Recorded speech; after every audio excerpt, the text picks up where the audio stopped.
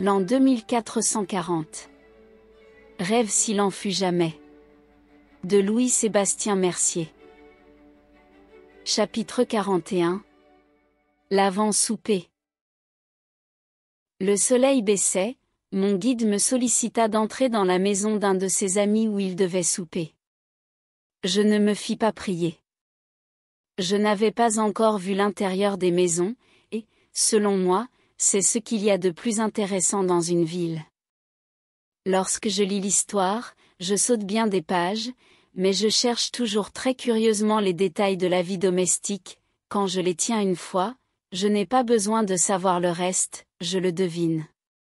D'abord je ne trouvais plus de ces petits appartements qui semblent des loges de fous, dont les murailles ont à peine 6 pouces d'épaisseur, et où on est gelé l'hiver et brûlé l'été. C'étaient de grandes salles vastes, sonores où l'on pouvait se promener, et les toits munis d'une bonne charpente défiaient les traits piquants de la froidure et les rayons du soleil. Les maisons enfin ne vieillissaient plus avec ceux qui les avaient fait bâtir. J'entrai dans le salon, et je distinguai à l'instant le maître du logis. Il vint à moi sans grimace et sans fadeur. Sa femme, ses enfants avaient en sa présence une contenance libre, mais respectueuse. Et le monsieur, ou le fils de la maison, ne commença point par persifler son père pour me donner un échantillon de son esprit, sa mère et même sa grand-mère n'auraient point applaudi à de telles gentillesses. Ses sœurs n'étaient point maniérées ni muettes, elles saluèrent avec grâce, et se remirent à leurs occupations, l'oreille au guet, elles ne regardaient point en dessous les moindres gestes que je faisais, mon grand âge et ma voix cassée ne les firent pas même sourire. On ne me fit point de ces veines simagrées qui sont le contraire de la vraie politesse. L'appartement de compagnie ne brillait pas de vin colifichet fragile ou de mauvais goût, point de vernis, point de porcelaine, point de magot, point de triste dorure. En récompense, une tapisserie riante et amie de l'œil, une propreté singulière, quelques estampes achevées, composaient un salon dont le ton de couleur était très gai. On lia la conversation, mais personne ne fit assaut d'idées. Le maudit esprit, ce fléau de mon siècle, ne donnait pas des couleurs mensongères à ce qui était si simple de sa nature. L'un ne prit pas justement le contre-pied de ce que soutenait l'autre, le tout pour briller et satisfaire un amour-propre babillard. Ceux qui parlaient avaient des principes, et dans le même quart d'heure ne se démentaient pas 20 fois. L'esprit de cette assemblée ne voltigeait pas comme l'oiseau sur la branche, et sans être diffus et pesant, il ne passait pas sans aucune transition et sur le même ton des couches d'une princesse à l'histoire d'un noyé. Les jeunes gens n'affectaient point des manières enfantines, un langage traînant ou étourdi, un air froidement supérieur. Ils ne se jetaient point sur des sièges, renversés, la tête haute et le regard insolent ou ironique. Je n'entendis aucun propos licencieux, on ne déclamait pas tristement, longuement, pesamment, contre ces vérités consolantes qui sont l'appui et le charme des âmes sensibles. Les femmes n'avaient plus ce ton tour à tour impératif et langoureux. Décentes, réservées, modestes, occupées d'un travail léger et commode, l'oisiveté n'était pas en recommandation parmi elles, elles ne coupaient pas la journée par la moitié pour ne rien faire le soir. Je fus extrêmement satisfait d'elles, car elles ne m'offrirent point un jeu de cartes, cet insipide amusement, inventé pour occuper un monarque imbécile, et constamment cher à la troupe nombreuse des sots qui, avec son secours, cachent leur profonde insuffisance. Avait disparu de chez un peuple qui savait trop embellir les instants de la vie pour tuer le temps d'une manière aussi triste, aussi fastidieuse. Je ne vis point de ces tables vertes qui sont une arène où l'on s'égorge impitoyablement. L'avarice ne venait pas fatiguer ces honnêtes citoyens jusque dans les moments consacrés au loisir. Il ne se faisait pas un tourment de ce qui ne doit être qu'un simple délassement.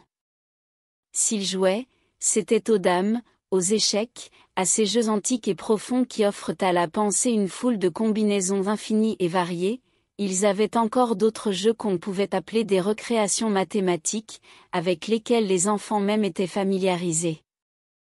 Je m'aperçus que chacun suivait son goût, sans que personne y prêtât trop d'attention. Point de ces espions femelles qui se vengent par l'épiloguerie de la mauvaise humeur qui les ronge, et qu'elles doivent tant à leur laideur qu'à leur propre sottise. L'un conversait, celui-ci déployait des estampes, examinait des tableaux, tel autre lisait dans un coin. On ne formait point un cercle pour se communiquer un bâillement qui passait à la ronde. Dans la salle voisine on entendait un concert. C'étaient des flûtes douces mariées au son de la voix. L'aigre clavecin, le monotone violon le cédait à l'organe enchanteur d'une belle femme.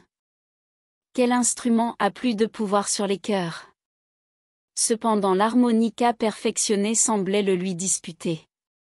Elle donnait les sons les plus pleins, les plus purs, les plus mélodieux qui puissent flatter l'oreille. C'était une musique ravissante et céleste, qui ne ressemblait en rien au charivari de nos opéras, où l'homme de goût, où l'homme sensible cherche la consonance de l'unité, et ne la rencontre jamais. J'étais enchantée. On ne demeurait pas continuellement assis, cloué en la même posture dans des fauteuils, et toujours obligé de soutenir une conversation éternelle sur des riens pour lesquels on se livrait de graves disputes. Les personnages les plus physiques qui soient au monde, les femmes ne métaphysiquaient pas à tout propos, et si elles parlaient de vers, de tragédie, d'auteurs, c'était en avouant que les arts qui tiennent au génie, quel que soit leur esprit, sont fort au-dessus d'elles. On me pria de passer dans un salon voisin pour y souper. Tout étonné je regardai à la pendule, il n'était que 7 heures. Venez, me dit le maître de la maison en me prenant par la main, nous ne passons pas les nuits à la lueur échauffante des bougies. Nous trouvons le soleil si beau que chacun de nous se fait un plaisir de le voir dardant ses premiers feux sur l'horizon. Nous ne nous couchons pas l'estomac chargé, afin d'avoir un sommeil laborieux, coupé de rêves bizarres. Nous veillons sur notre santé, parce que la gaieté de l'âme en dépend. Pour se lever matin, il faut se coucher de bonne heure, et de plus, nous aimons les songes légers et gracieux. Il se fit un moment de silence. Le père de famille bénit les mets qui couvraient la table. Cette coutume auguste et sainte s'était renouvelée, et je la crois importante, parce qu'elle rappelle sans cesse la reconnaissance que nous devons au Dieu qui fait croître les légumes. Je songeais plus à examiner la table qu'à manger. Je ne parlerai point de l'éclat et de la propreté. Les domestiques étaient au bout de la table et mangeaient avec leur maître, ils les en aimaient davantage, ils recevaient en leur société des leçons d'honnêteté qui fructifiaient dans leur cœur, ils s'instruisaient des bonnes choses qu'on y disait, aussi n'étaient-ils pas insolents et grossiers, parce qu'ils n'étaient plus avilis. La liberté, la gaieté, une familiarité décente dilatait les âmes et embellissait le front de chaque convive. Chacun se servait et avait sa portion vis-à-vis de soi. On ne gênait point son compagnon, on ne convoitait point inutilement un plat éloigné. Celui-là eût passé pour gourmand qui aurait été au-delà de sa portion, elle était suffisante. Plusieurs personnes mangent extrêmement, plutôt par pure habitude que par un besoin réel. On avait su prévenir ce défaut sans recourir à une loi somptuaire. Tous les mets dont je goûtais n'avaient presque point d'assaisonnement, et je n'en fus pas fâché, je leur reconnus une saveur, un sel qui était celui que leur donna la nature, et qui me parut délicieux. Je ne trouvai point de ces aliments raffinés qui ont passé par les mains de plusieurs teinturiers, de ces ragoûts, de ces jus, de ces coulis, de ces sucs échauffants qui, raréfiés dans de petits plats fort coûteux, hâtaient la destruction de l'espèce animale, en même temps qu'ils brûlaient les entrailles humaines. Ce peuple n'était pas un peuple carnassier qui se ruinait pour la table et dévorait plus que la magnificence de la nature ne pouvait produire avec toutes ses facultés génératives. Si tout luxe était odieux, celui de la table paraissait un crime révoltant, car si un riche abusant de son opulence gaspille les biens nourriciers de la terre, il faut nécessairement que le pauvre les achète chèrement, et de plus se retranche un repas. Les légumes, les fruits étaient tous de la saison, et l'on avait perdu le secret de faire croître dans le cœur de l'hiver des cerises détestables. On n'était pas jaloux des primeurs, on laissait faire la nature, le palais en était plus flatté et l'estomac s'en trouvait mieux. On servit au dessert des fruits excellents, et l'on but d'un vin vieux, mais point de ces liqueurs colorées, distillées à l'esprit de vin et si à la mode dans mon siècle. Elles étaient aussi sévèrement défendues que l'arsenic. On avait découvert qu'il n'y avait point de sensualité à se procurer une mort lente et cruelle. Le maître de la maison me dit en souriant. Avouez que voilà un dessert bien mesquin. Vous ne voyez ni arbre, ni château, ni moulin à vent, ni figure en sucre. Cette extravagance prodigue, qui ne produisait même aucune sorte de volupté, était jadis celle de grands enfants tombés en démence. Vos magistrats qui devaient donner du moins l'exemple de la frugalité et ne point autoriser par leur consentement un luxe insolent et petit, vos magistrats, dit-on, à la rentrée de chaque parlement, s'extasiaient en pairs du peuple à voir sur une table des marmousets de sucre. Et juger de l'émulation des autres États à l'emporter encore sur des gens de robe.